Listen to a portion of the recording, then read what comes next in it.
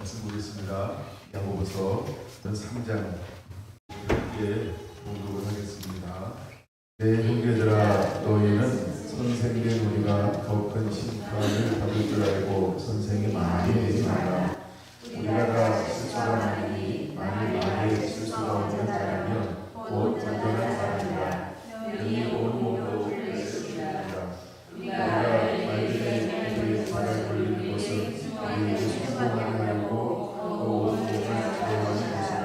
또 배우라, 그렇게 크고 공통에 밀려가는 것들을 지극히 작은 키워서 자동의 뜻대로 구원하니 너와 지금도 작은 것으로 된 것을 자랑할 거다.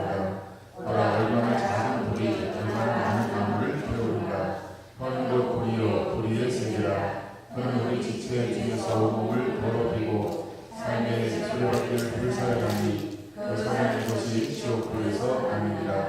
여러 종류의 짐승과 새와 벌레와 바다의 생물은 다 사람이 길들일 수 있고 길들여 왔거니와 너는 너희 길들일 사람이 없나니 쉬지 아니하는 악이요 죽이는 독이 가득한 것이라.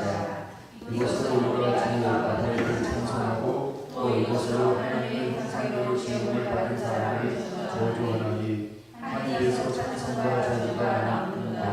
내 형제들아, 이것이 마땅히 하지 아니하니라. 생명으로 어찌 강물과 쓴물을 내리느냐. 내 형제들아, 어찌 무화과나무가 담당 열매를 포도나무가 무화과를 느끼느냐. 이와 같이 짠 물이 열매를 내지 못하느니라. 너희 주와 천만의 인자가 누구냐. 그는 선행으로 말미암아 진리의 온몸으로 그 하나님을 돌릴지니라. 그러나 너희 마음에 다툼이 있으면 자랑하지 말라. 진리를 거슬려 거짓말하지 말라. 이러한 죄를 보통 내려오는 것이 아니요 땅 위의 것이요 정의의 것이요 귀신의 것이니 시대와 다툼이 있는 곳에는 혼란과 모든 악한 일이 있으리라. 오직 이로부터는 지혜는 첫째 선결하고 다음에 평하고 안녕하고 연천하며 분명과 선한 은혜가 가득하고 행복과 거짓이 없나니 합당하게 하는 자들은 합평으로 심어 의의 열매를 거두느니라. 아멘. 네, 연단된 믿음으로 8번째 시간입니다. 하나님은 우리에게 무엇을 통과하게 할 것이라고 말씀을 하고 있을까요? 아니, 하나님이 쓰시는 사람들은 어떤 길을 걸어가고 있는가? 그런 여러 가지 공통된 점들을 우리가 볼 수 있습니다. 하나님은 언약의 사자를 보내서 불 가운데서 연단하게 할 것이다 라고 말씀을 하는 것을 보면 우리가 믿음 때문에 여러 가지 시험을 만나게 될 것에 대해서 예견, 아니 미리 말씀에 주어 있습니다. 또한 우리가 믿음 때문에 많은 사람들한테 시기나 질투나 미움이나 여러 가지 어려움 가운데 내어놓음을 당하게 될 것이다 라고 하는 것 또한 예수님의 사역과 말씀을 통해서 우리에게 알려주고 있습니다. 그래서 믿음의 시련이 올 때 우리가 어떻게 해야 하는가를 흩어져 있는 12지파에게 야고보 사도는 서신을 보내서 권면을 하고 있습니다. 믿음의 시련이 올 때 우리가 어떻게 해야 하는가, 이것을 온전히 기쁘게 여기라 라고 말하고 있는 것입니다. 우리가 애매하게 당하는 시련이라고 한다면 온전히 기쁘게 여길 이유가 없지만 믿음 때문에 오는 것이라고 한다면 우리는 온전히 기쁘게 여겨야 한다라고 말씀을 하고 있습니다. 제가 야고보서를 읽으면서 정말 어떤 시대에도 이런 것을 통과하지 않은 시대가 없었고 없었던 시대가 없었다. 그러면 우리가 말씀대로 살 때 오는 것 중에 하나가 뭐냐 하면 하나님이 약속한 것처럼 하늘과 땅의 실제로 복을 누리게 될 것이다. 이것이 때로는 형통함이고 때로는 번성함이고 때로는 풍성함으로 하나님이 복을 주게 될 것입니다. 그래서 지금도 말씀대로 살아가는 수많은 사람들에게 많은 하나님의 은혜와 복이 임하고 있습니다.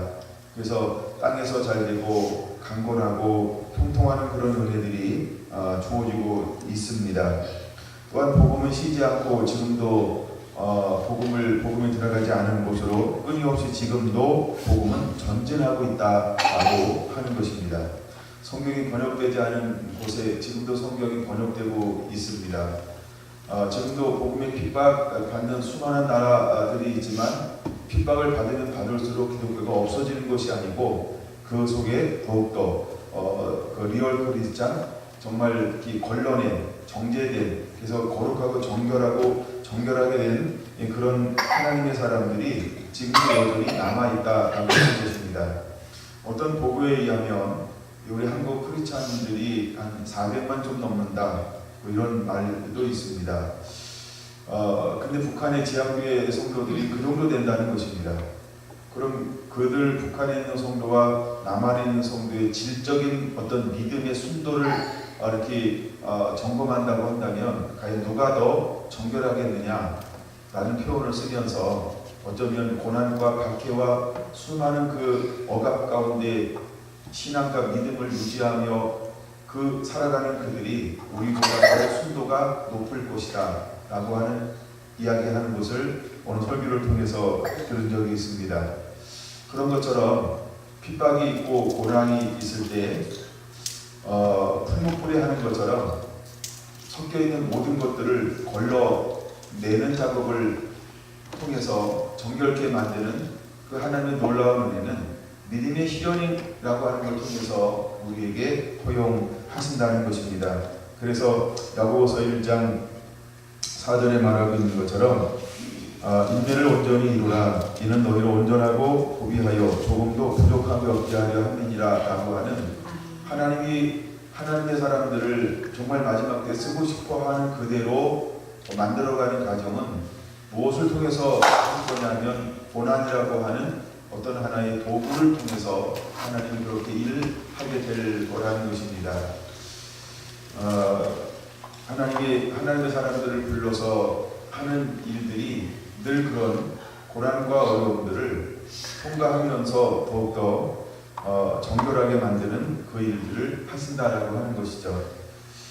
근데 우리가 이 땅에 살면서 믿음으로 살 때 오는 여러 가지 축복이 있는 반면에 또 축복을 받는 곳이 목적이 아니라고 하는 걸 보여주고 있는 것이 뭐냐 하면 첫 번째 우리에게 다가오는 것이 있는데 그것은 뭐냐 하면 자기 욕심이라고 하는 것입니다. 자기 욕심에 이끌려 미혹된다. 그래서 욕심이 잉태한 즉 죄를 낳고 죄가 장성한 즉 사망을 낳는다라고 하는 것이죠.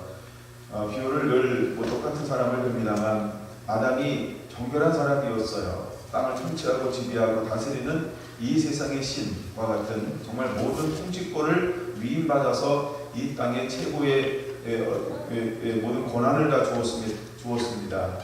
근데 그가 어떤 자기 욕심이라고 하는 이 도제를 통해서 욕심이 생겼을 때 보암직 먹음직 죄롭게 할 만큼 탐스럽게 생겼다라고 하는 다른 생각이 시작되어짐을 통해서 불행은 시작되었다는 것입니다.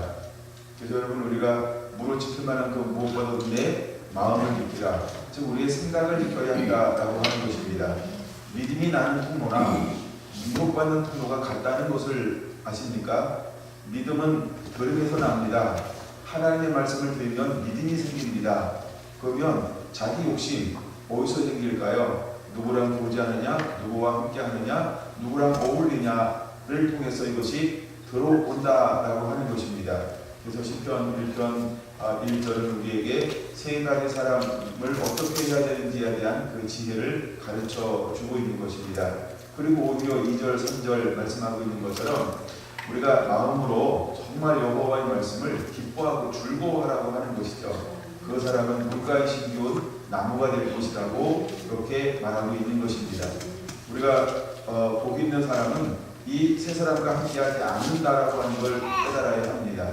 여러분 악인과 함께하지 않아야 합니다.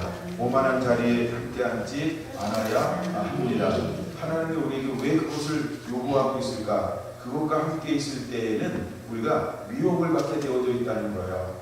미혹을 받게 돼 있어요. 그럼 미혹이 올 때 이길 수 있는 저항력, 즉 내 안에 말씀의 힘이 이것을 물리치지 못한다라고 한다면 여러분 우리는 욕심에 끌릴 수 있다라고 하는 것이죠. 죄는 무엇으로부터 시작이 되냐 하면 욕심이 있지 않은 죄를 낳고 그때부터 죄가 자라나기 시작한다라고 하는 것이죠. 우리가 가라지 비유를 통해서도 볼 수 있는 것, 처음에 무엇이 뿌려집니까? 하나님의 말씀이 뿌려집니다. 그런데 밤에 누군가 와서 밭에 무엇을 뿌리고 갑니까? 거꾸로 가라지를 뿌리고 간다라고 하는 것입니다. 얼마 시간이 지났을까요? 보니까 발목도 자라고 가라지도 자라고, 그래서 묻습니다. 가라지를 뽑을까요? 그랬더니 뭐라고 대답합니까? 가만두어라, 가라지를 뽑다가 발목도 다칠까 하노라. 근데 언제 이것이 제하여지냐면 마지막 때 한다고 말하고 있습니다. 그럼 여러분 우리가 깨어있지 않을 때, 정말 우리가 방심하고 있을 때, 자기 욕심에 이끌렸을 때 우리 안에 어떤 기질이나 어떤 우리가 성향이 만들어질 수 있어요. 성향도 만들어질 수 있고 기질도 만들어질 수 있고 인격도 만들어질 수 있고, 또 뭐라고 표현해야 될까요? 어떤 이런, 그러니까 자기다움이 여러 가지를 통해서 만들어질 수 있다라고 하는 거죠. 근데 우리 있는 분들이 다 다르죠. 같은데 다 다르죠. 우리가 똑같은 걸 봐도 아마 표현하는 게 다 다를 거예요. 우리가 같은 빨강인데 빨강에서도 굉장히 여러 가지로 표현할 수 있는 색깔, 컬러가 있는 것처럼 어쩜 우리가 똑같은 걸 이야기하는데 가만히 들여다보면 약간씩 뭔가 다른 것을 가지고 있다. 그럼 왜 그럴까요?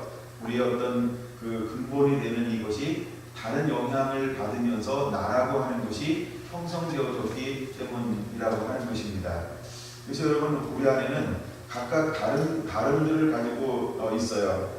근데 그래서 우리가 똑같은 것에 반응하지 않고 똑같은 것에 넘어지지 않지만 사단은 그 다양성을 통해서 우리 안에 끊임없이 뭘 하게 하냐면 미혹함이라고 하는 것을 통해서 다가온다라고 하는 것입니다. 이제 우리가 이 욕심을 어떻게 이기는 자가 될 것인가라고 하는 부분에서 우리가 어떻게 나를 쳐서 복종시키는 삶을 살아야 하는지, 여러분 이것을 첫 번째 야고보는 우리에게 지적해주고 싶은 부분이 있습니다. 두 번째는 만몬이라고 말씀을 드렸고, 그 다음에 세 번째는 언어에 관해서 마지막에 말한다라고 했습니다. 오늘은 바로 3장으로 넘어가서 언어에 관한 것을 좀 더 다뤄보려고 합니다. 여러분 주일날 언어에 대해서 나누다가 이제 전반부 약간 부분 정도를 나누고 제가 준비한 것을 다 나누지 못했는데, 한번 오늘은 성경을 몇 군데도 찾아보면서 언어에 대한 부분을 좀 나누려고 합니다.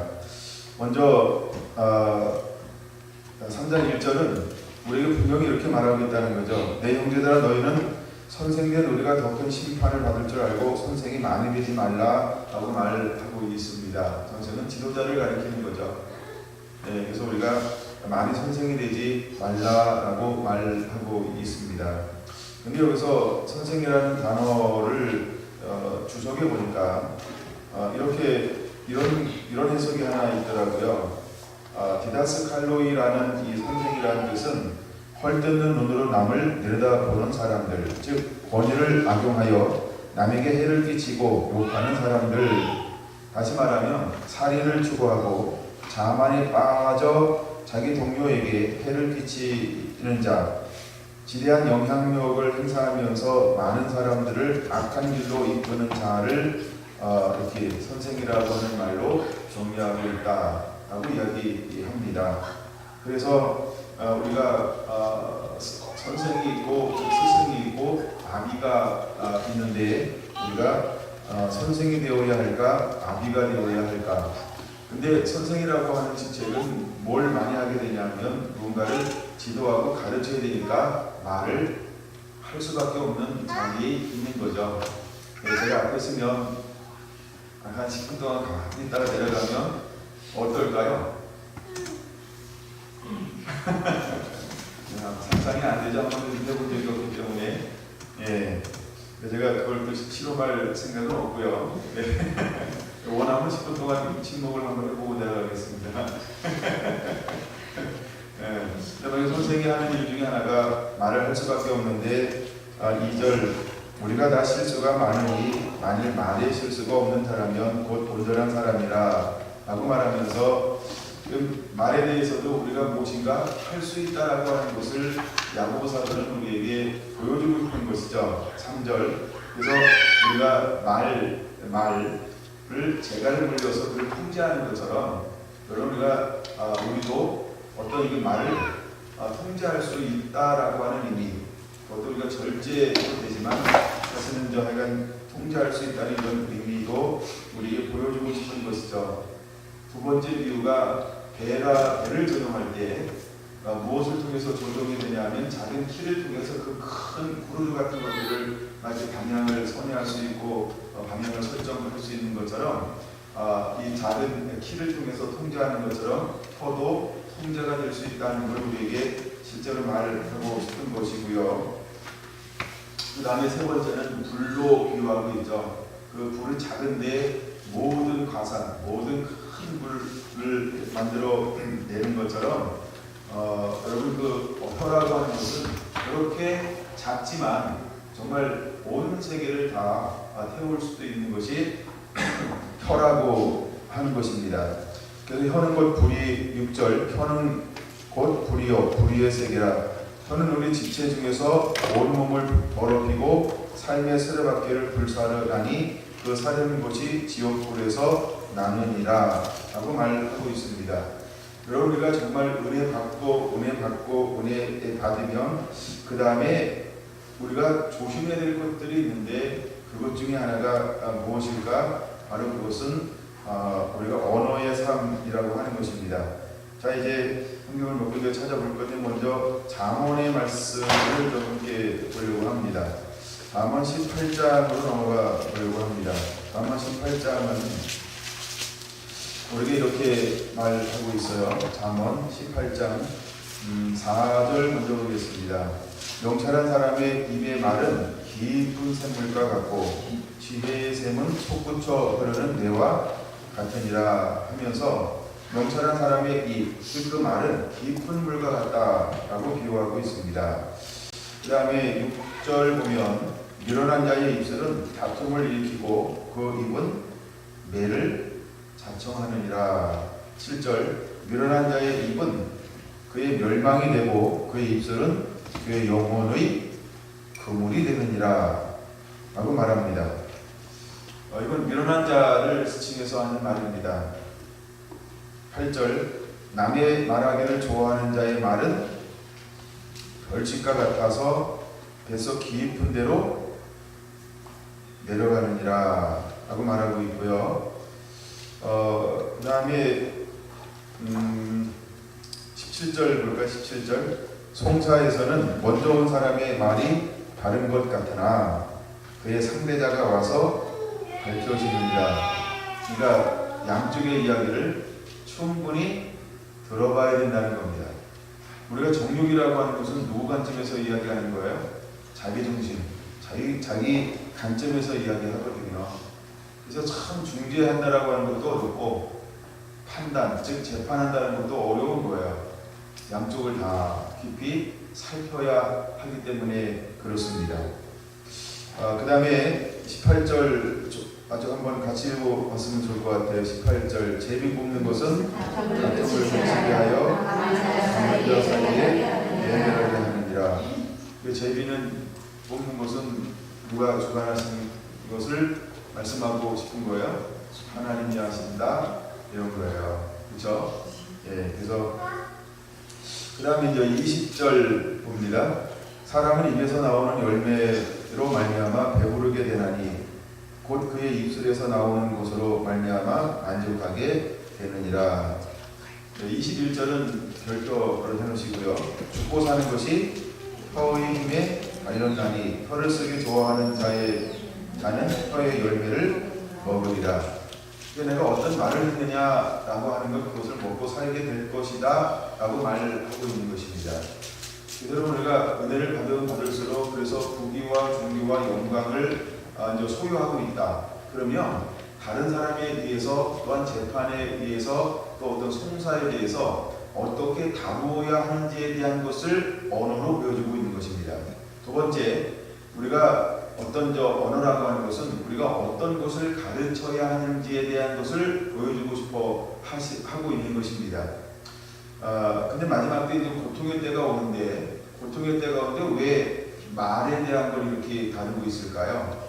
마지막 때 우리가 무엇을 듣고 보느냐에 따라서 무엇이 이렇게 섞이게 될 것이냐면 야고보서 1장 27절, 야고보서 1장 마지막 절에서 나오는 것처럼 우리 경건이 뭐냐면 고아와 가부를 돌보는 것이지만 두 번째 경건에 대해서 뭘 말하고 있죠?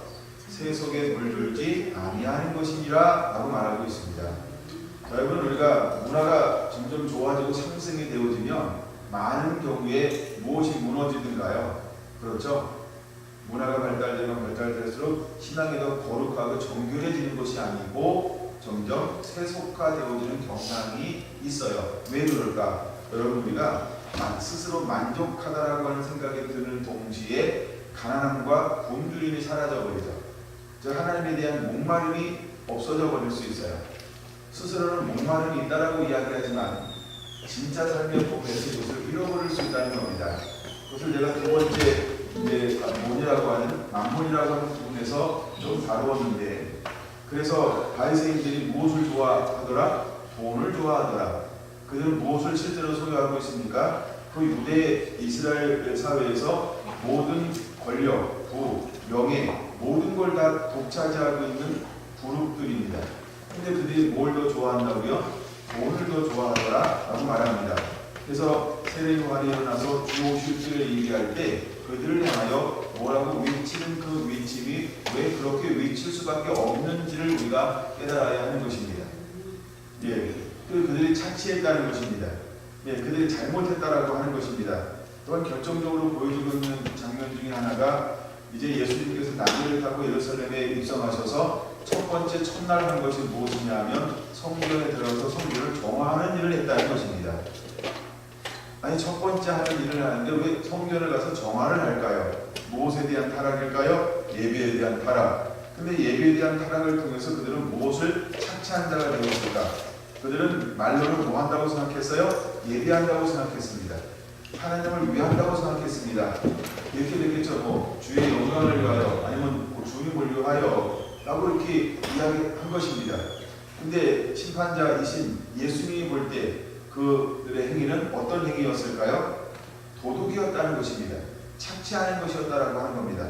부당했다라고 하는 것입니다. 옳지 않았다라고 하는 것입니다. 근데 그들은 한 번도 이것이 옳지 않다라고 한 번도 여겨보지 않고 평생을 살았고 죽어간 사람도 수태게 많고 그 시대에 살았던 수많은 정통의 제사장들이나 서기관들이나 바리새인들이나 제사장들 아무도 이것이 잘못됐다라고 생각하는 사람이 없다라고 하는 것입니다. 물론 이런 사람이 있을 수 있겠죠. 예를 들어 이런 사람이요. 성경에는 기록되지 않았는데 자기 의견을 냈지만 성경에 기록되지 않은 거룩하고 경건한 사람 뭐 이럴 수 있어요. 그렇죠? 뭐 그 사람이 있다라고 얘기하면 그걸 뭐 옳다 그러다고 이야기할 수는 없습니다. 그러나 성경에 기록되지 않았지만 지금 말하고 싶은 게 뭐냐면 그 시대에 주류를 이루고 살았던 그 사두개인과 바리새인들은 어떤 삶을 살았는지를 이야기하고 싶어 하는 거예요. 그럼 오늘날 우리도 무엇에 대해서 어떤 이런 유혹에 영향을 받을 수 있냐 하면 그에 영향을 받을 수 있다. 근데 이들이 일단 행정의 최고의 권위를 가지고 있어요. 그다음에 사법권을 가지고 있어요. 그다음에 교육권을 가지고 있어요. 종교권을 가지고 있어요. 모든 것을 다 지락할 수 있는 권위를 가지고 있다는 거예요. 그럼 이들의 말이 뭐가 될까요? 그렇죠? 말이 뭐가 될까요? 때로는 법이 될 수 있고, 때로는 어떤 규율이 될 수 있고, 때로는 명령이 될 수 있고, 다시 말해서 이게 뭐냐면 이들의 말에 죽고 사는 것이 달려있다 이 말인 것입니다. 이해가 되시나요? 그래서 오늘날도 예를 들어 최고 권력자가 심기가 불편하다. 그 밑에서 함께 그 권력을 수반하고 있는 사람들 중에서 어떤 사람이 야 심기가 불편한데 이거 한번 해결해야 되는 거 아니야? 라고 이야기했다고 한다면 그 어떤 일이 일어날까요? 그렇죠? 아니 우리가 학교에 가서 교장 선생님이 심기가 불편해도 학생들이 얼마나 힘들어하는데 아니 집안에서 아빠의 심기가 불편해도 애들이 얼마나 힘들어하는데 그렇죠? 엄마의 심기가 불편하면 얼마나 또 불편한데 그렇죠? 하물며 이런 권력자들이 어떤 부자들이 힘 있는 사람들이 심기가 불편하다. 그럼 그 말의 영향력이 얼마나 미칠까요? 그렇죠? 그래서 여러분 우리가 마지막 때 반드시 정말 거듭나고 마지막 때 하나님을 쓰기를 원하는 사람들의 어떤 위치에 있든 그 사람의 말은 어떤 말이어야 하는지를 우리에게 보여주고 싶어 하는 것입니다. 그래서 일단 잠언은 이렇게 말하고 있다는 것이죠. 죽고 사는 것이 혀의 힘에 달렸나니 혀를 쓰기 좋아하는 자의 혀가는 혀의 열매를 먹으리라 라고 말하고 있다는 것입니다. 그 다음에 그 다음 절 한번 읽어볼까요? 23절인데 가난한 자는 간절한 말로 고하여도 부자는 엄한 말로 대답하느니라. 그래서 말하는 걸 분석해 보면 아하, 이 사람이 기득권자인지 약한 자인지를 분별할 수 있다는 거예요. 그냥 이렇게 쭉 이야기하다 보면 아, 이 사람이 겸손한 사람인지 교만한 사람인지를 이걸로 볼 수 있다는 거예요. 뭘로 볼 수 있다고 다시 한번 읽어볼게요. 가난한 자는 간절한 말로 구하고 부자는 엄한 말로 대답하느니라. 그러니까 언어가 늘 엄한 말을 많이 사용하고 있는가 아니면 어떤 이렇게 간절함이 있는가 그걸로 분별할 수 있다는 것입니다. 여러분은 어떤 언어를 많이 쓰고 있을까요? 여기서 말하는 우리는 가난한 자가 되어야 할 줄로 믿습니다. 여기서 말하는 지금 혀를 쓰기 좋아하는 자라고 할 때 이것은 부유한 자를 말하고 있는 것입니다. 힘을 가진 자를 말하고 있는 거예요. 명예나 권세를 가지고 있는 사람들을 말하고 있는 것입니다. 그래서 그 사람의 영향력이 얼마나 큰지 그래서 많이 선생이 되지 말라는 것입니다. 그래서 많이 선생이 되지 말라는 것이죠. 여러분 우리의 말 한마디 한마디가 힘 있는 말이 될 수 있어요. 교회에서 사실은 저는 늘 생각할 때 저는 힘이 있다라고 생각하는 겁니다. 청결한 중에서 나는 여러분들이 목사님은 힘이 없어라고 해도 제가 일주일 금식을 안 해봤지만 금식을 해도 저는 힘이 있는 사람이에요. 제 한마디는 힘이 있는 거예요. 그래서 제가 어떤 말을 하면 굉장히 때로는 신중하다라고 하는 것이죠. 조심하려고 하는데 완벽하지는 않습니다. 그래서 항상 제가 뭘 얘기해도 아니면 와서 이렇게 중재를 좀 하셔야 됩니다. 그럼 또 제가 얼른 고칠 수 있고 막 이래요. 제가 고집을 엄청 피우고 그런 거는 아직 없었던 것 같은데 혹시 있었다고 한다면 오셔서 빨리 그 목사님 고집인 것 같아요. 이렇게 말씀을 해주셔야 한 대 맞습니다. 이게 가르쳐달라는 얘기죠. 왜냐하면 가끔 몰라요. 모르고 하는 것도 많아요.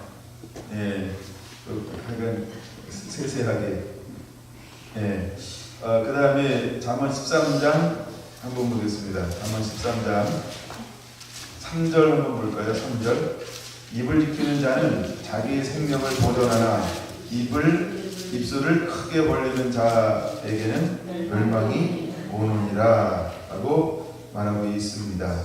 여러분 우리가 이 말을 어떻게 사용해야 되는지 한번 좀 민수기 12장을 보면서 좀 더 나눠보려고 합니다. 민수기 12장에 보면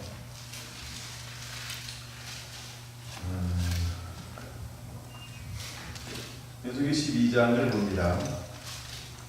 모세가 구스 여자를 취하였더니 그 구스 여자를 취하였으므로 미리암과 아론이 모세를 비방할 때 뭘로 할까요?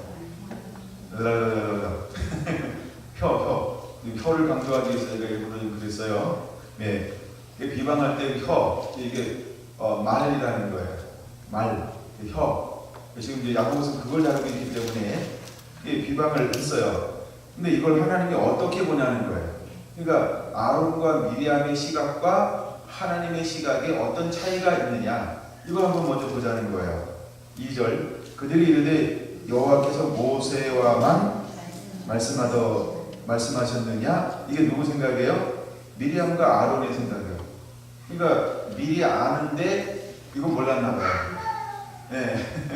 그래서 미리암과 아론이 어떻게 생각하냐면 모세 형님, 뭐 형님하고만 하나님이 말씀하시는 것 같아요. 우리와도 말씀을 해요. 구스 여자랑 결혼하는 것은 우리하고도 말씀하시는데 우리 생각에는 아닌 것 같습니다. 그러니까 이 얘기를 하는 거예요. 예, 이 얘기를 하는 거죠. 왜 이방 여인과 결혼하냐 이거지. 그들이 문화도 맞아요, 전통도 맞아요. 근데 잘 보시라는 거예요. 이것이 미리암과 아론이 모세에게 이렇게 뭐 해야 될 말이라는 거예요. 비방해야 될 말이냐 이거예요. 그러니까 비방해야 될 말이 아닌데 하나님이 우리와도 말하는데 우리하고도 말할 땐 그거 하나님이 그렇게 안 볼 것 같아 하면서 뭐 했어요? 비방했다는 거예요. 중요한 거. 비방할 때 뭘로 할까요? 혀. 그래서 비방했다는 거죠. 그랬더니 그러면서 이렇게 말하죠. 우리와도 말씀하시지 아니하셨느냐 하니 여호와께서 이 말을 들으셨더라. 아니 기도 밟으셔요. 네, 꼭 기억해야 됩니다. 하나님 다 듣고 있어요. 이 사람 모세는 온유함이 지면의 모든 사람보다 더하더라 라고 말합니다. 자, 그러면서 여호와께서 거기 왜 이런 단어가 나왔을까? 갑자기라는 단어가 여기서 등장해요. 그렇죠? 얼마나 깜짝 놀랐을까? 사모님 늘 깨어 있으시고요. 갑자기 등장하실 때 또 놀래서 하나님이 좀 기절했을지 몰라요. 자, 갑자기 모세와 아론과 미리암에게 이르시되 너희 세 사람은 희망으로 나오라 하시니 정말 그들이 말이 맞는 것 같아요. 미리암도 아론도 지금 뭘 들었어요? 하나님의 음성 들었잖아요. 그러니까 모세요, 당신만 하나님의 음성을 듣는지 아십니까? 우리도 하나님의 음성을 듣습니다. 어머, 맞아, 딱 떨어졌어요. 근데 약간 세 명이서 다 올라갔어요. 여호와께서 구름 기둥 가운데로부터 강림하사 장막문에 서시고 아론과 미리암을 부르시는지라 그 두 사람이 나아가매 우와, 뭘 그러면 그렇지. 모세 당신은 빼놓고 누구 먼저 불렀어요? 아론과 미리암. 순서가 바뀌었어요. 이제 아론과 미리암을 불렀어요. 그때 속으로 뭐라고 생각했을까? 이건 뭐 성경에 안 나오지만 나 제 생각이에요. 뭐라고 생각했을까? 우리 생각이 맞는 거야. 잘했다라고 말씀하신 것 같아. 라고 어떤 자기가 이렇게 호박씨를 깔 수도 있고 새우깡을 먹을 수도 있고 심심하니까 하여간 막 뭔가 먼저 이렇게 딴 생각을 그럼에도 불구하고 할 수 있다는 거예요. 왜? 이미 이 두 친구는 뭘 한 친구예요? 서로 생각으로 말로 비방을 했잖아요. 예, 비방을 했다. 부정적으로 바라봤다는 거예요. 예, 그래서 이것을 옳지 않다라고 여겼다는 거예요. 예, 그런데 원래 두 사람을 딱 보냈어요. 그러면서 이제 뭐라고 대답하는가 보세요. 6절 이르시되 내 말을 들으라.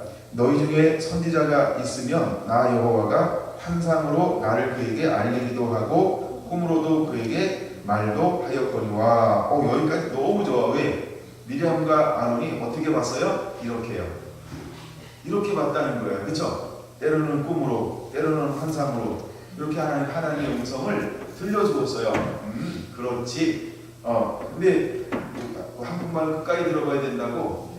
저 하나님 말씀도 끝까지 들어봐야 될 것 같아요. 7절 내정 모세와는 그렇지 아니하니. 그렇지 아니하니가 이제 체크 한번 해놔야 돼요. 다르다라고 하는 거예요.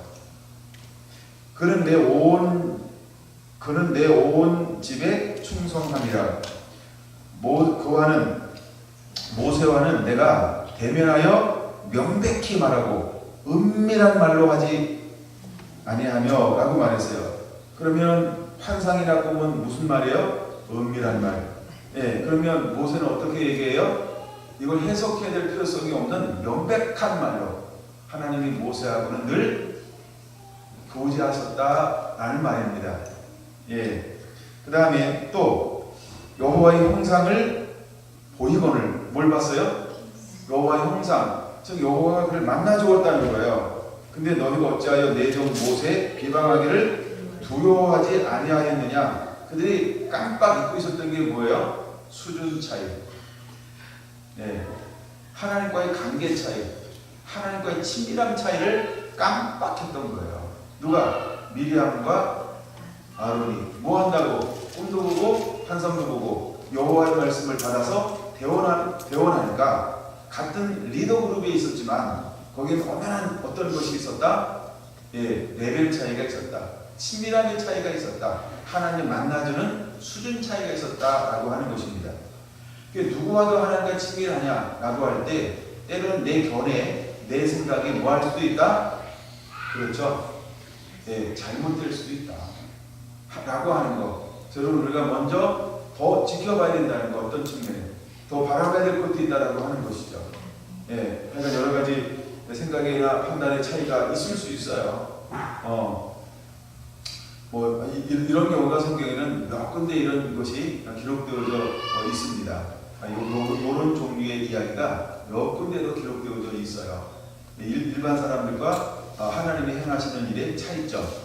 예, 거기서 이제 먼저 앞서가다가 이렇게 우르르만 이런 부분들 분명히 명백하게 하나님의 음성을 듣고 하는 것임에도 불구하고 사람들에 의해서 때로는 조롱을 당하고 이렇게 비방을 당하고 무시받는 것들이 있죠.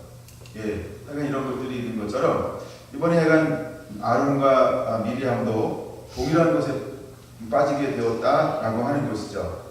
그래서 비방했다라고 하는 그것으로 인해서 그들에게 무엇이 미치냐라고 할 때 10절 건너뛰고 11절 아론이 이에 모세에게 이르되 슬프도다 내 주여 우리가 어리석은 일을 하여 죄를 지었나니 라고 말하고 있어요.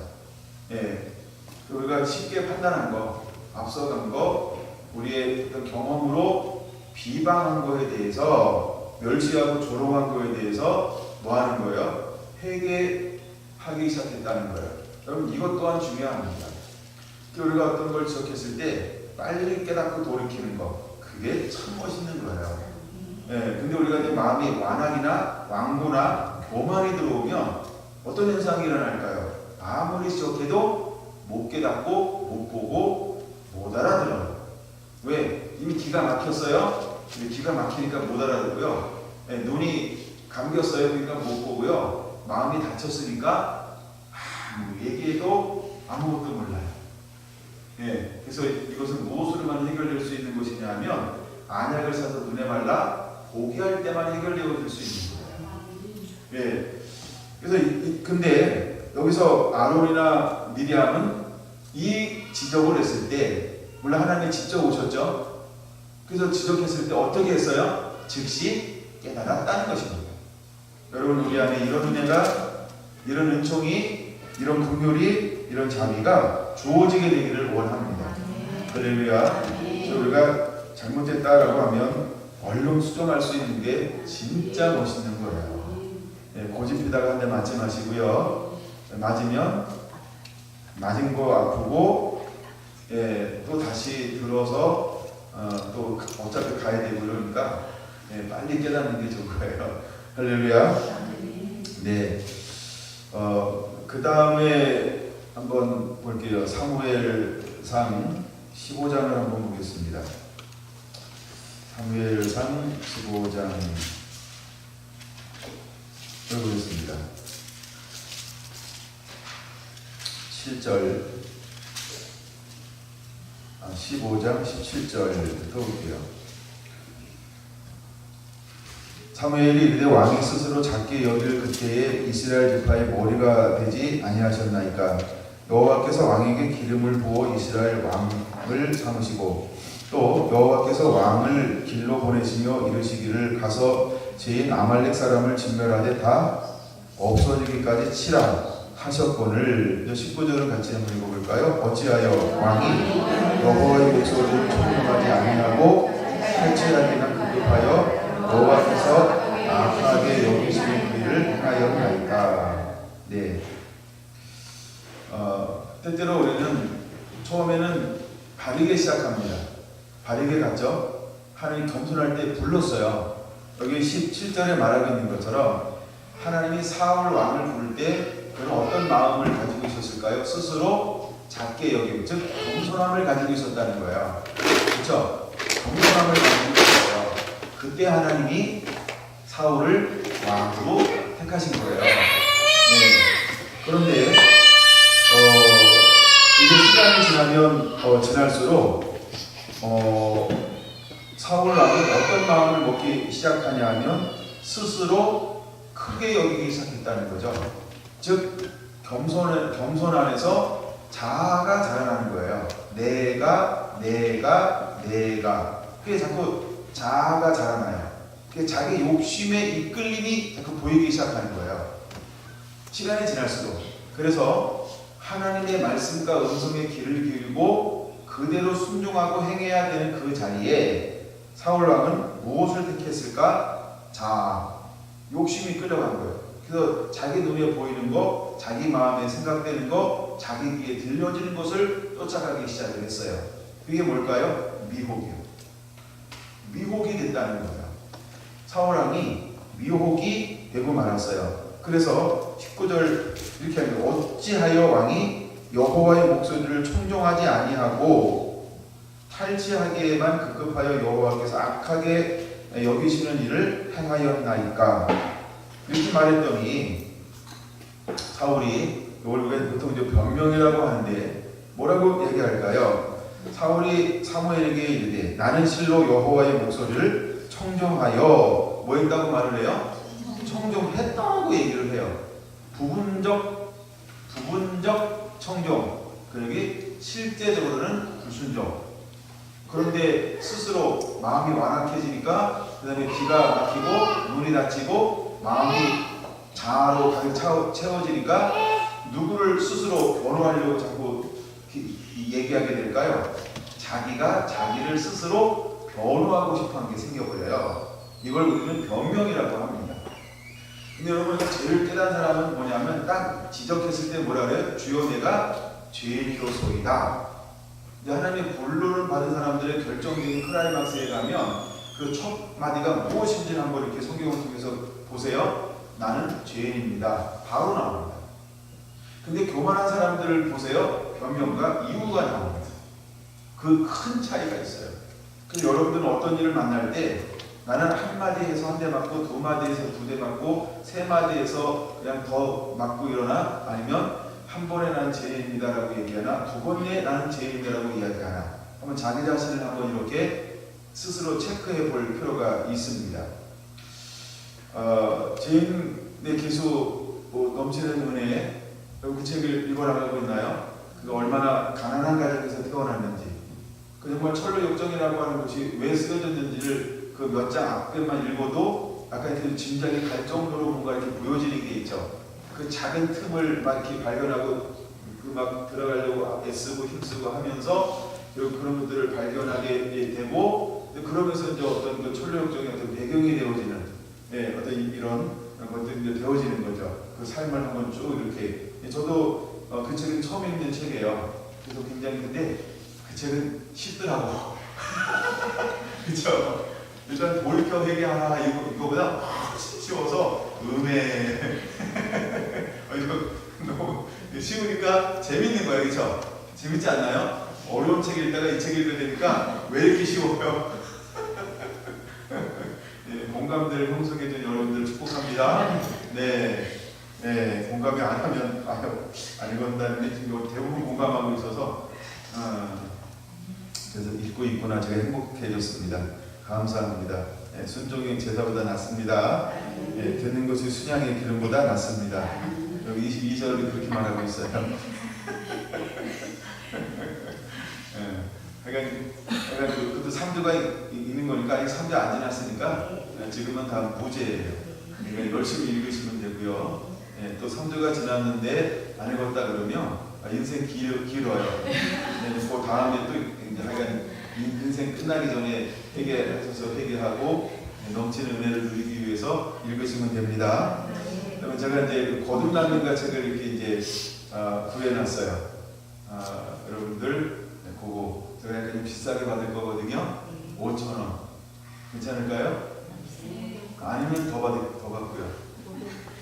500원 깎아드릴까요? 깎아서 5,000원이에요. 깎아달라고 깎고 같아서 미리 제가 30을 썼어요. 그래서 원하시는 분은 오늘 가져갈 수도 있습니다. 오늘 원하시나요? 네. 제가 좀 바로바로 좀 저는 늘 목도를 쓰거든요. 푼돈 받으면 어떻게 계산되는지 저도 잘 헷갈려요. 그다음에 제가 책을 주긴 하지만 제가 다 들어왔는지 안 들어왔는지 한 번도 체크한 적이 없어가지고 잘 모르니까 여러분들 양심껏 해주시고요. 네, 5,000원이 한 명은 5,000원이지만 나는 되게 비싸요. 나는 목돈을 써야 되기 때문에. 네, 그래서 저를 좀 긍휼히 여겨주시면 감사하겠습니다. 네. 그 2층에 정육사님 그 뒤에 보면 거듭나는가 책 있죠? 네, 이따가 좀 가져 내려오시면 될 것 같아요. 다시 어디까지 봤더라? 19절.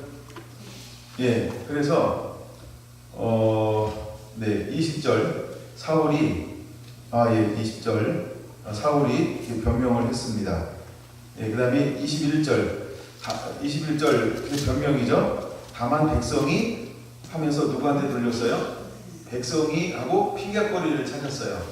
예, 아담이 하와가요. 하와가요라고 할 때 뭐라고 얘기했는지 혹시 기억하시나요?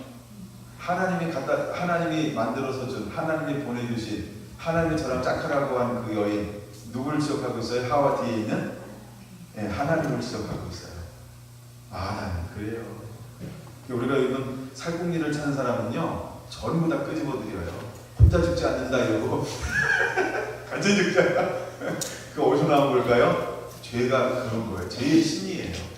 죄는 혼자 죽지 않아요. 같이 죽자 이거지. 그래서 그 사람의 성향이 혼자 가느냐, 누굴 물고 가느냐에 따라서 성향이 드러나요. 네. 그러니까 사울은 이미 하나님의 목소리를 청정하는 것보다 다른 걸 더 앞서가기 시작할 때 죄가 그를 찾아왔기 때문에 그를 혼자 죽지 않고요. 뭐라고 이야기하냐면 백성이라고 하면서 이렇게 말합니다. 마땅히 멸망할 것 중에서 그 마땅히 멸망할 것 알아요 몰라요? 알렸다 모르렸다? 알렸다 아니까 죄입니다.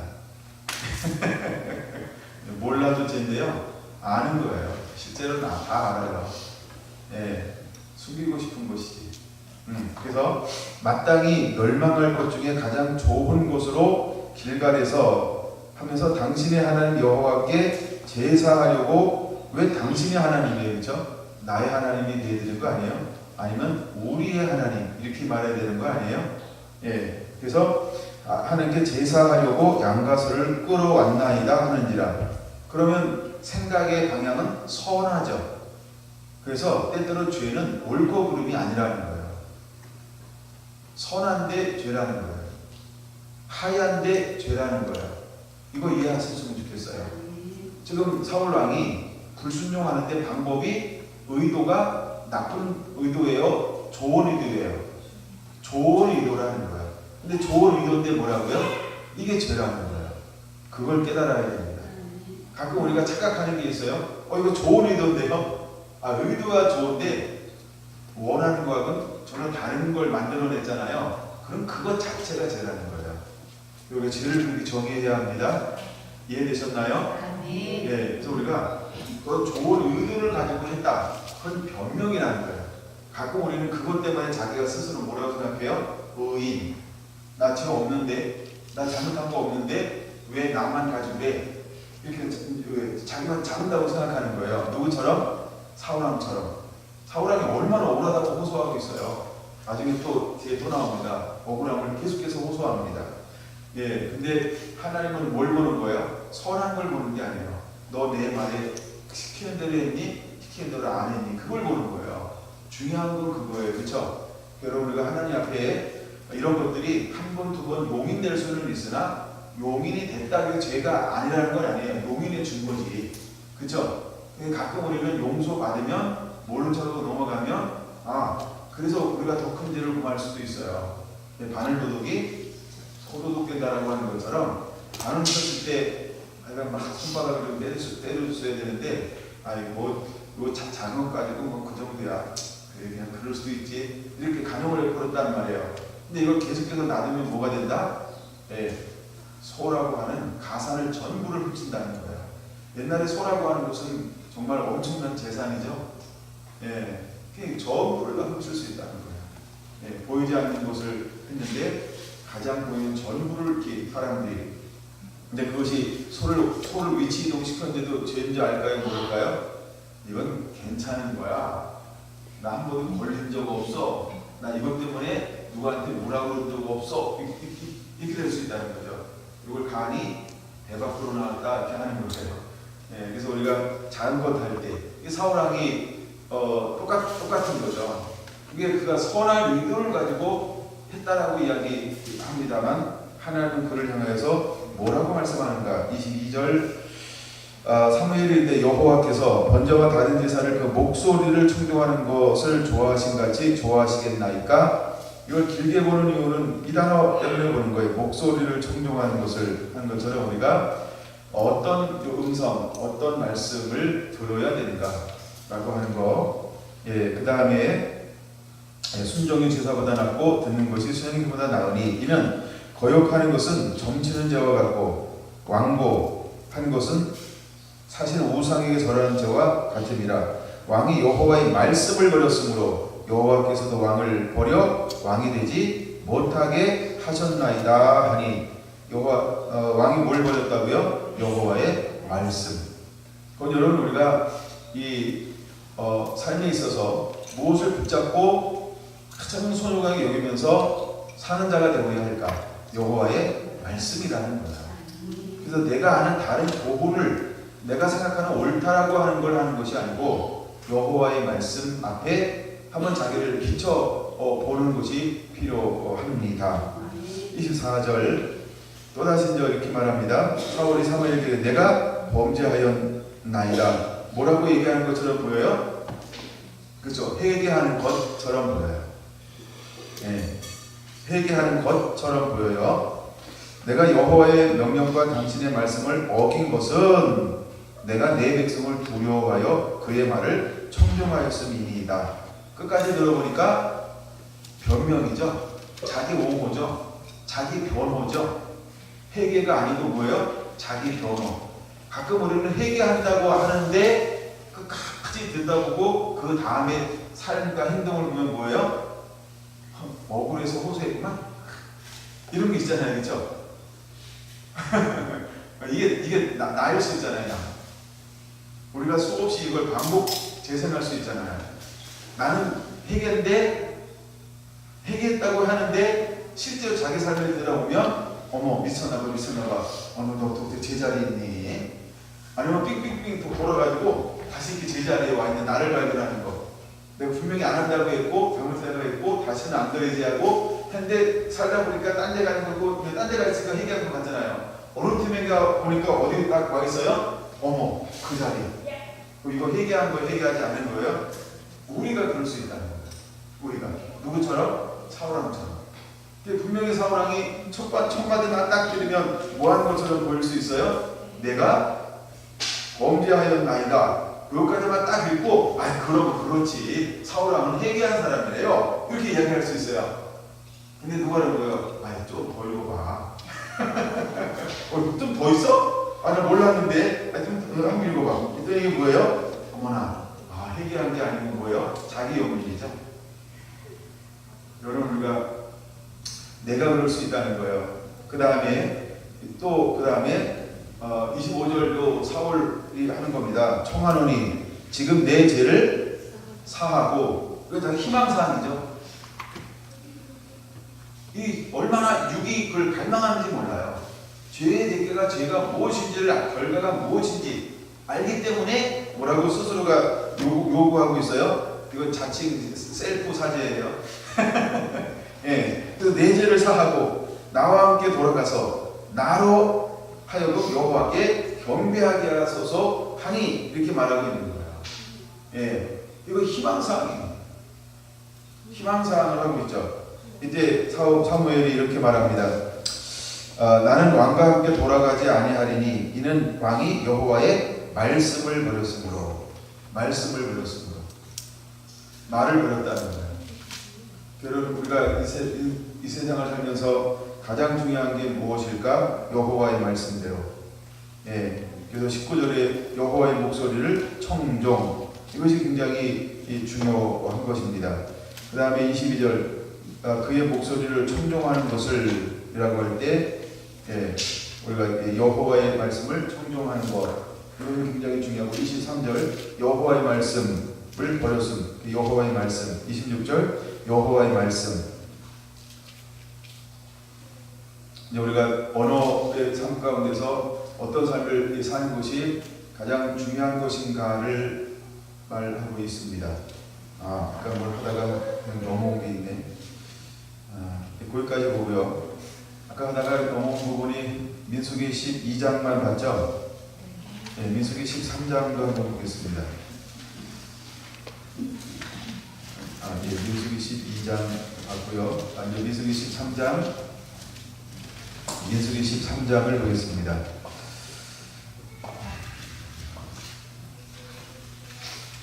자, 이제 가나안의 정탐꾼을 파송을 했습니다.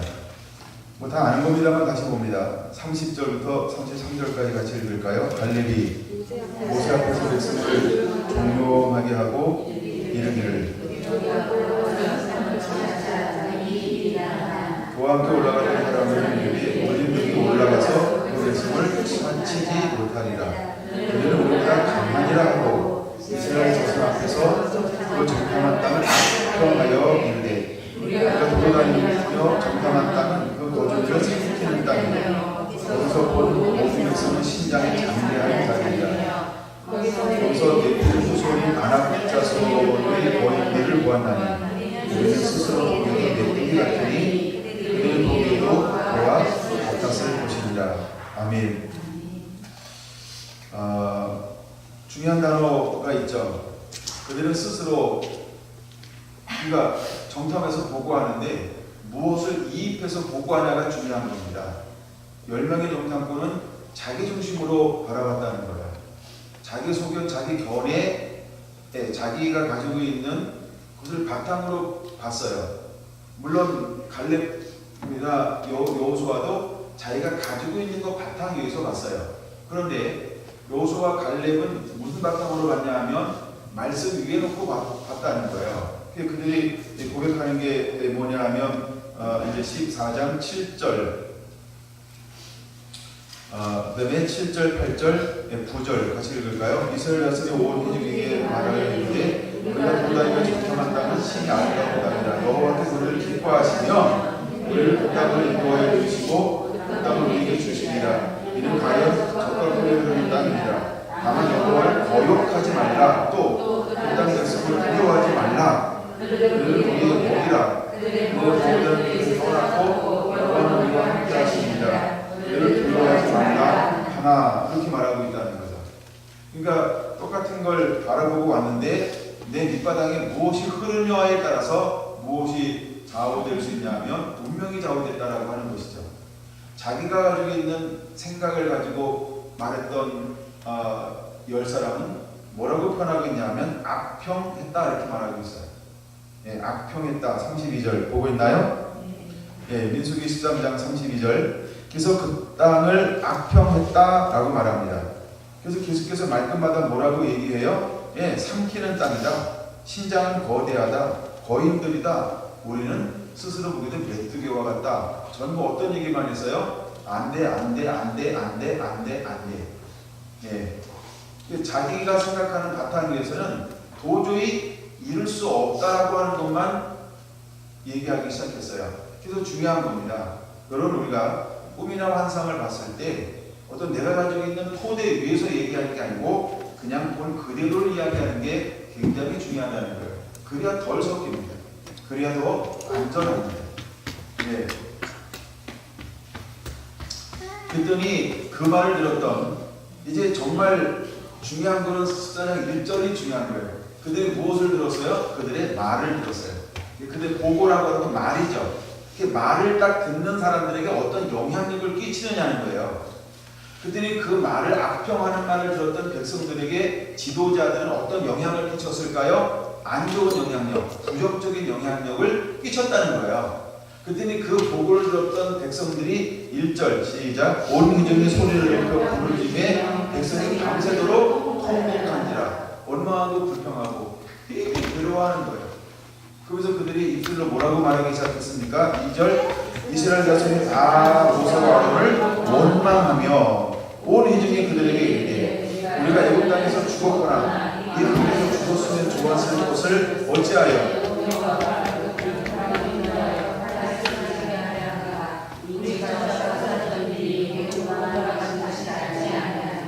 그래서 그들은 하나님을 바라보고 있는 것이 아니고 백성들이 그 수많은 기적과 표적과 이적 그 수많은 가정들을 그냥 모두 바라봤어요.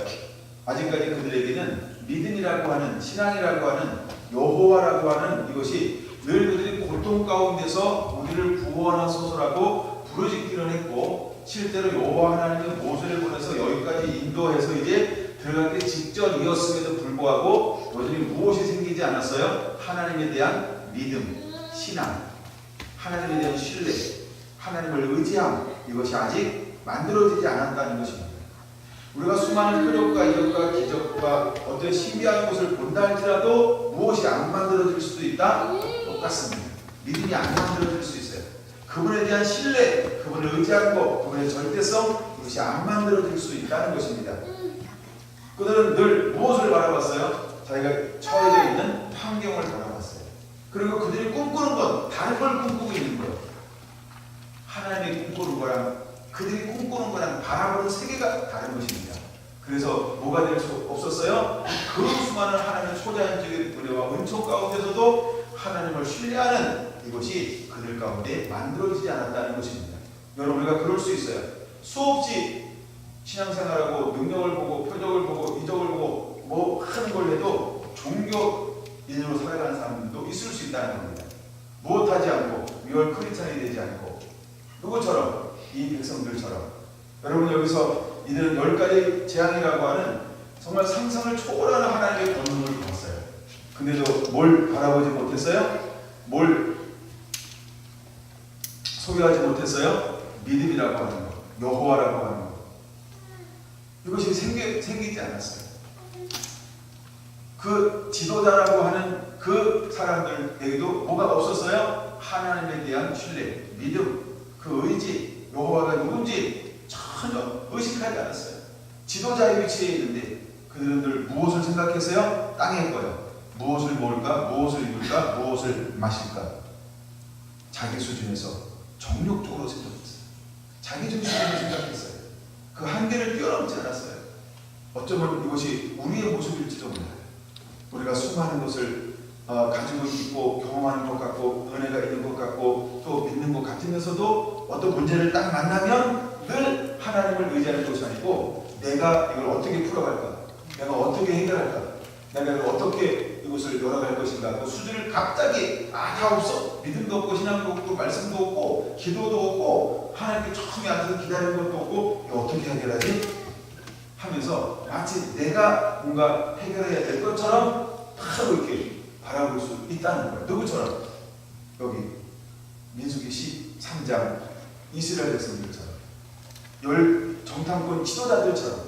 정탐꾼은 그냥 정탐꾼이 아니고 그 각 지파의 지도자라고 하는 걸 우리가 기억해요. 여러분 이것이 과연 이들만의 이야기일까요? 아니면 나의 이야기일까요? 여러분 오늘 정말 우리가 어떤 이런 상황을 만날 때 내가 어떻게 행동하느냐 그것이 자기 현 주소라고 하는 것입니다. 그게 자기 현 주소예요. 여러분 우리도 그럴 수 있어요. 12명 중에 우리 다 2명이길 원하죠. 할렐루야. 2명이 되기 원합니다. 2명이 되셔야 합니다. 안 되려면 빨리 위치 이동해야 합니다. 오늘 밤 아무리 늦게 가도 이삿짐 빨리 싸서 옮겨야 됩니다. 내일 해야지 안 됩니다. 바로 이삿짐 싸서 옮겨셔야 됩니다. 2명 있는 곳으로 이사 가시기 바랍니다. 저기 2명 있는 곳에 사시는 분은 지금 확장시켜. 가구도 좀 바꾸고 지금 청소를 한다든가 좀 새롭게 하시기 바랍니다. 왜 이사 올 사람들이 있으니까. 그래서 나는 그런 거를 만날 때 어떻게 행동하는가, 어떤 언어를 사용하는가, 그것이 굉장히 중요하다는 것입니다. 이것이 야고보서를 통해서 우리에게 보여주고 있는 거예요. 연단된 금을 소유한 사람들은 어떤 언어를 사용할까? 두 사람처럼 무엇을 기반으로 사용할까요? 똑같은 걸 봤어요. 여러분 여기서 다른 걸 보고하지 않습니다. 그렇죠? 처음에 30절 보니까 누가 보고하는 거예요? 갈렙이. 그쵸? 예, 갈렙이, 여호수아 갈렙이, 이 갈렙이 먼저 보고하는 거예요. 그 땅을 능히 취하자, 능히 이기리라 하고 뭘 선포했어요? 똑같은 걸 보고 왔는데 취하자? 이길 수 있다 라고 했어요. 그럼 이길 수 있다는 건 어디서 나온 거예요? 우리 여호와가 기뻐하시면, 여호와가 함께 하시면 나 때문에 이기는 것이 아니고 여호와가 함께 하시면 우리 이깁니다. 우리가 여호와를 기쁘시게 하면 그분이 우리를 이기게 할 것이다. 여러분, 그들은 자기를 바라보지 않았어요. 자기를 바라보지 않았어요. 그러면 우리가 마지막 때 언어가 어떤 언어로 무장하고 있어야 될까요? 우리는 오늘 이 시대에 어떤 언어로 무장한 믿음의 사람이어야 할까요? 이 시대, 2019년 오늘의 나는 어떤 언어로 무장한 사람이어야 할까요? 여러분, 나중에 이제 사울왕과 누구랑 비교가 되냐면 다윗과의 비유가 또 나올 수 있죠. 똑같은 골리앗을 바라볼 때, 하나님이 여기 떠났을 때 그 수많은 사람들은 골리앗 앞에 어떻게 바라볼까요? 자기 힘으로 해결하려고 합니다. 이게 하나님 여기 떠난 사람들의 이야기입니다. 근데 다윗은 아직도 소년이에요, 소년. 그쵸? 근데 똑같은 걸 바라볼 때 무엇으로 해결하려고 합니까? 나는 만군의 주 여호와 하나님의 이름으로 내게 나아가노라. 이게 무슨 차이가 있는 거예요? 어떤 언어를 소유하고 있다는 거예요. 그럼 여러분은 어떤 언어를 소유하고 있는가? 자기 자신을 한번 어떤 문제를 딱 대면했을 때 자기를 점검해 볼 수 있어요. 이게 야고보 서를 통해서 우리에게 세 번째 주고 싶어 하시는 하나님의 음성입니다. 나는 어떤 문제를 딱 만날 때 나는 어떤 시각으로 그 문제를 대면하고 있는가? 이것이 하나님께서 오늘 우리에게 주고 싶어 하시는 하나님의 음성이에요. 제가 처음에 이제 은혜를 받았을 때 그 은혜를 받은 거예요. 야고보서를 통해서 하나님은 세 번째 우리에게 이것을 말하고 싶어 하는 거예요. 여러분, 어떤 언어를 소유하고 있습니까? 여러분 밑바닥에 무엇이 흐르고 있나요? 여러분, 이것을 점검해 보시기를 바랍니다. 할렐루야. 할렐루야. 네, 그리고 나머지는 다음 시간에 또 한 시간 더 언어에 대해서 해야 될 것 같습니다. 오늘은 그래도 한 부분은 제가 정확하게 준 것 같아서, 그래서 어떤 우리가 이런 문제를 만날 때 나는 이것을 어떻게 반응하는가, 무엇을 기반으로 판단하고 행동하는가, 그게 나라는 거예요. 오늘날 우리에게 똑같은 상황이 올 것입니다. 이때 내가 어디에 설 거냐, 어디에 내가 설 것이냐, 사울과 같을 것이냐, 아니면 사무엘과 같을 것이냐, 또 사울왕의 무리와 같을 것이냐, 오늘 다윗은 아직 안 봤어요. 다시 아까 다윗과 같을 것이냐, 또 하나 2명과 같을 것이냐, 10명과 같을 것이냐. 여러분, 이것은 전부 뭐와 관련된 것이냐면 내 마음의 언어예요. 내 일상 언어예요. 내 말의 습관이에요. 그래서 내가 말하는 것은 무엇을 말하는가, 그것도 봐야 되는데, 마태복음 15장 거기까지 보고 마칠게요. 마태복음 15장, 우리가 언어라고 하는 것은 무엇을 말하냐면 내 마음에 쌓아놓은 것을 말하게 되어져 있습니다. 자, 한번 볼게요. 17절 보겠습니다. 입으로 들어가는 모든 것은 배로 들어가서 뒤로 내려지는 줄 알지 못하느냐. 마태복음 15장 18절 시작. 입에서 나오는 것들은 마음에서 나오나니 이것이 야말로 사람을 더럽게 하느니라. 마음에서 나오는 것은 악한 생각, 살인, 간음, 음란, 도둑질, 거짓증언, 비방이니 이런 것들이 사람을 더럽게 하는 것이요, 씻지 않는 손으로 먹는 것은 사람을 더럽게 하지 못하느니라. 할렐루야. 근데 사람들은 뭐라고 생각해요? 반대로 생각한다는 거예요. 누가? 15장 1절 보세요. 이게 지금 누구를 지적하고 있는 것인가? 바리새인과 서기관들이. 누구라고요? 바리새인과 서기관들이 그들은 무엇을 따라가요? 3절에 보니까 어찌하여 너희의 전통으로 뭘 따라간다고요? 전통으로요. 전통으로. 그래서 사람들은 씻지 않는 손으로 먹는 것을 더럽게 여깁니다. 그러나 예수님들에게 교훈하기 위해서 무엇을 말하고 있는 거예요? 12절 보니까 바리새인들이 이 말씀을 듣고 권림이 될 줄 아시니까 하면서 그래서 18절 핵심인데 입에서 나오는 것들은 마음에서 나오나니 이것이야말로 사람을 더럽게 하느니라. 그래서 여러분 우리가 어떤 언어를 가지고 있느냐, 어떤 언어를 가지고 있느냐, 그것이 결국 내 마음에서 나온다라고 하는 것입니다. 우리가 자기 자신에게 말로 여러 가지로 하면 그럴 수 있어요. 그래서 우리가 무엇을 소유하고 있는가, 야고보서를 통해서 마지막 때 우리에게 무엇을 보여주고 싶어 하는가라고 하는 이 하나님의 음성을 듣게 되기를 원합니다. 기도하겠습니다.